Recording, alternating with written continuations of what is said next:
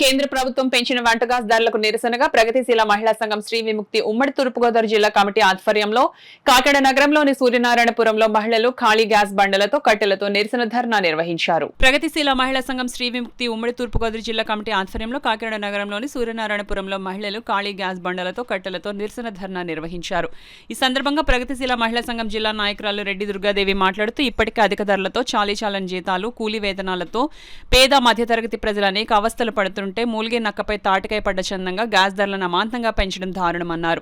Domestic gas పై 60 రూపాయలు, commercial gas పై 115 చొప్పున పెంచేశారని మండిపడ్డారు. పశ్చిమాసియాలో జరుగుతున్న యుద్ధాన్ని అడ్డుపెట్టుకుని కార్పొరేట్ శక్తులకు మేలు చేకూర్చే విధంగా ధరలు పెంచుతున్నారని ఆరోపించారు. 11 ఏళ్ల బీజేపీ పాలనలోనే గ్యాస్ ధరలు ఆకాశాన్ని అంటాయని దుయ్యబట్టారు. రాష్ట్రంలోని కూటమి ప్రభుత్వం కేంద్రం గ్యాస్ ధరలను పెంచడాన్ని వ్యతిరేకించాలని, గ్యాస్ ధరలు తగ్గించేలా ఒత్తిడి చేయాలని డిమాండ్ చేశారు. ఈ కార్యక్రమంలో సంఘం సభ్యులు పోలవరపు వీరమణి, అప్పల నరసమ్మ, ఎం నీలవేణి, సత్యవతి, నాగల సరస్వతి, పెంకే లంకతలి, లాగవమ్మ, పార్వతి తదితరులు పాల్గొన్నారు. చాలు నరాపర జీతాలతో ఇంటిని నడపలేక ప్రజలు ఎన్నో ఇబ్బందులు పడుతున్నారు. ఆర్థిక ఇబ్బందుల పాలవి ఆత్మహత్యలు చేసుకునే పరిస్థితులు కూడా మనం చూస్తూ ఉన్నాం. మరి ఇలాంటి పరిస్థితుల్లో మరి ఇప్పుడు ఈ కేంద్ర ప్రభుత్వం ఈ గ్యాస్ రేట్లు పెంచడం అన్నది చాలా దారుణమైన విషయం. 1 రూపాయి 2 రూపాయలు కాదు, ఏకంగా సిలిండర్కి ఇంటికి వచ్చే సిలిండర్కి 60 రూపాయలు, కమర్షియల్కి 115 రూపాయలు పెంచడం జరిగింది.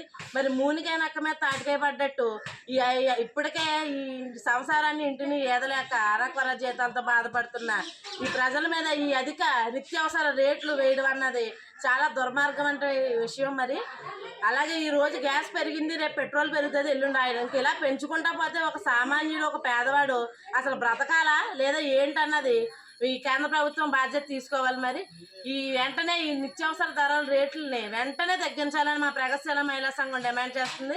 అలాగే తగ్గించలేని ఎడలన ఇలాగే పెంచుకుంటా పోతే తీవ్రమైన పోరాటానికి దిగుతామని ఈ గృహిణులు ఎవరైతే ఉన్నారో, మహిళలు ఎవరైతే ఉన్నారో వాళ్ళ కోపాగ్నికి కేంద్ర ప్రభుత్వం ఖచ్చితంగా బలవుతుందని ఈ సందర్భంగా తెలియజేసుకుంటున్నాం.